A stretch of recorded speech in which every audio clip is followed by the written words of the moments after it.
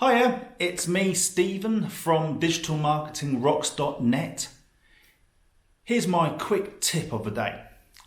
If you're using LinkedIn as a method to grow a following, I advise you to pay a monthly fee and use Sales Navigator.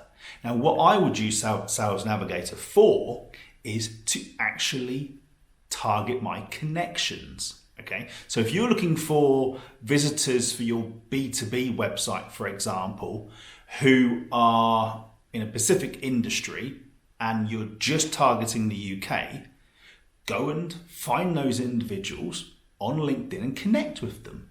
And then start posting your own content and also invite them to join your company page.